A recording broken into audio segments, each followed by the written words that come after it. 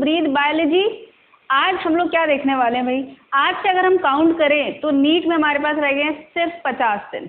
अब इन 50 दिन को मैक्सिमम कैसे हम यूटिलाइज कर सकते हैं, उसके लिए मैं कुछ स्ट्रैटेजीज लेके आई हूँ, वो आज हम एक एक करके डिस्कस करते हैं। ठीक है, सबसे पहली स्ट्रैटेजी है हमारी स्लीप। अब तुम सोचते कि मैम स्लीप ये क्या स्ट्रैटेजी है, तो भाई सबसे फर्स्ट पॉइंट मैंने क्या लिखा है, स्लीप, क्योंकि वो सबसे फोरमोस्ट इम्पॉर्टेंट है हमारे लिए। आपको कम से कम 6 घंटे और मैक्सिमम 8 घंटे की नींद ज़रूरी है।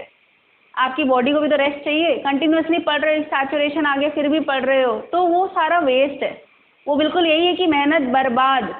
समझ आया? तो इसलिए आपकी बॉडी को रेस्ट चाहिए।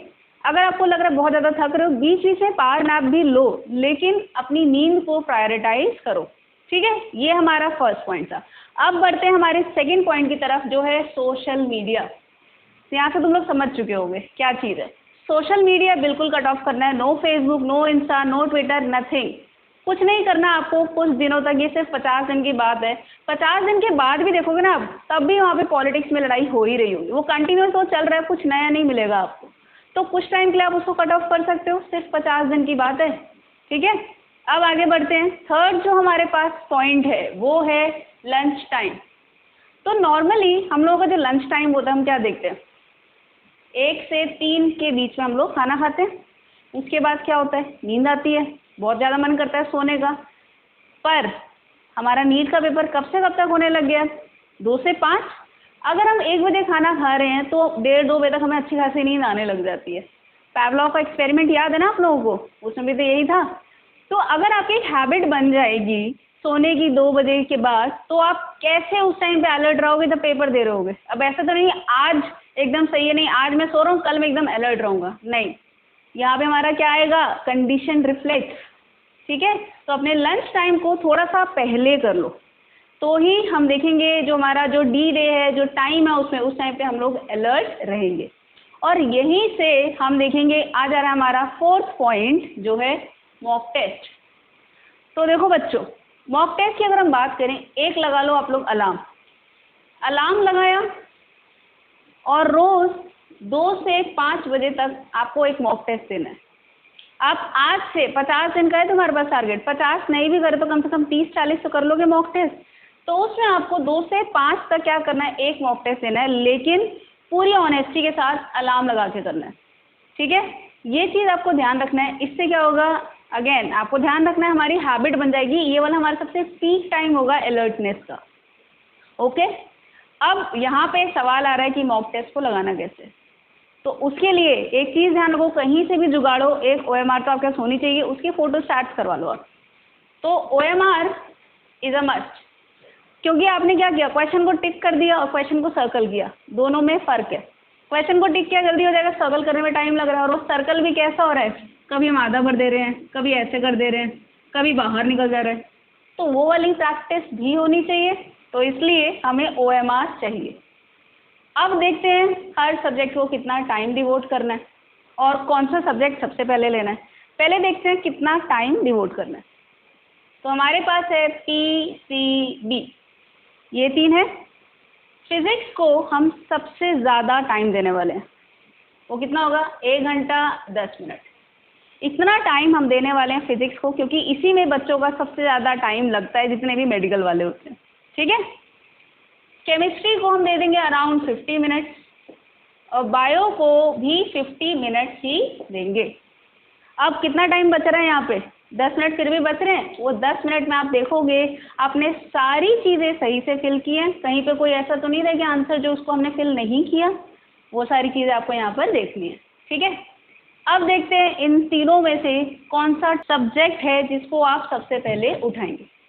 क्या लगता है कौन सा होना चाहिए, बायोलॉजी। अगर आपको फिजिक्स का क्वेश्चन करोगे कहीं पे अटक गए तो भाई ईगो क्लैश हो जाएगा, नहीं नहीं ये तो मेरे को करके ही आगे निकलना है, इस आप उसमें रह जाओ कन्फ्यूजन में, और उसमें अच्छा खासा टाइम लग जाएगा।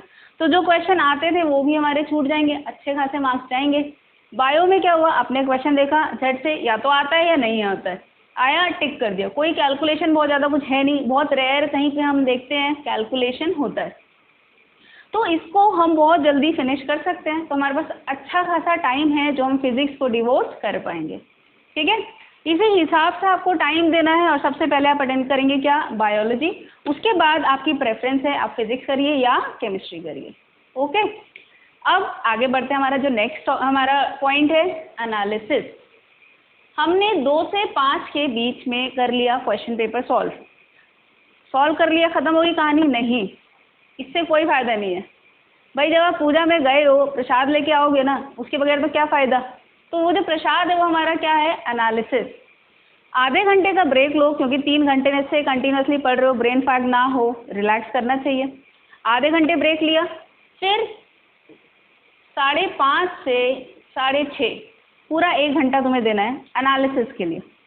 एनालिसिस क्या करोगे आप कि कहाँ पर आपने क्या गलती कर दी, कौन सा वाले चैप्टर में आपकी ज़्यादा मिस्टेक्स आ रही हैं, कौन सा वाला आपका वेल प्रिपेयर्ड है, ये आपको अच्छे से एनालाइज करना है, कौन सा टॉपिक आपका वीक जा रहा है। ठीक है, अब जब ये हमने पता कर लिया, इसको रेक्टिफाई करेंगे। तो रेक्टिफाई कैसे करेंगे बच्चों, हम बनाएंगे एक गलतियों का डॉक्यूमेंट। तो एक डॉक्यूमेंट बनाएंगे, जितनी भी गलतियाँ की हैं, जो जो चीज़ आप यहाँ पे इस वाले पॉइंट से आपने एनालाइज किया, उसको सारा वहाँ लिखोगे, ताकि लास्ट मोमेंट पे क्या होगा, लास्ट मोमेंट पे आपने सिंपली उठाया अपना रजिस्टर, पेज ऐसे टर्न किए और वो सारा आपको एकदम से याद हो जाएगा। ठीक है, ये वाली चीज़ें करनी है। एक चीज़ और देखते हैं यहाँ पर, जो सब्जेक्ट्स हैं वो कैसे कैसे पढ़ने हैं। तो देखो फिजिक्स आपको पता है उसमें क्या करना है, जितने ज़्यादा क्वेश्चन सॉल्व करो उतना ही उसके लिए कम है। तो आपको सिर्फ उसमें आपको देखना है बहुत सारे क्वेश्चन सॉल्व करने हैं, क्योंकि थ्योरी जो एक बार आपने पढ़ ली वो तो क्लियर है, उसमें कुछ और बहुत ज़्यादा नहीं आएगा। क्वेश्चन सॉल्व करो, फॉर्मूले याद होने चाहिए आपको सारे। यही सेम हम देखेंगे फिजिकल केमिस्ट्री के लिए भी है ना, बस उसके क्वेश्चन सॉल्व करने हैं। फिर बात करते हैं inorganic chemistry, organic chemistry, botany and zoology. इन सब के लिए एनसीईआरटी मस्ट है। और एनसीईआरटी ऐसे नहीं कि हाँ भाई 1-2 बार पढ़ लिया काम चल गया, नहीं भाई, उसको बहुत बार पढ़ना पड़ेगा, बहुत ज़्यादा बार। उसको हाईलाइट करो, उसको समझो, शॉर्ट नोट्स बनाओ, पोस्ट-इट्स लगाओ वहाँ पे, इस तरीके से आपको उसको करना पड़ेगा। बहुत अच्छे से कम 10 बार तो पढ़ लो भाई एनसीईआरटी बायो की, इतना करना पड़ेगा, तब जाके आप देखोगे आपकी बात बनेगी। तो ये 6 पॉइंट्स है जिन पे आपको ध्यान देना है, और तभी हम लोग जो 50 दिन में पूरा उसको अच्छे से यूटिलाइज करके नीट को क्लियर कर सकते हैं। लास्ट में बस एक चीज़ बोलूँगी, जिस चीज़ में जुनून नहीं है ना, उसमें आपको सुकून कभी नहीं मिलेगा। Thank you.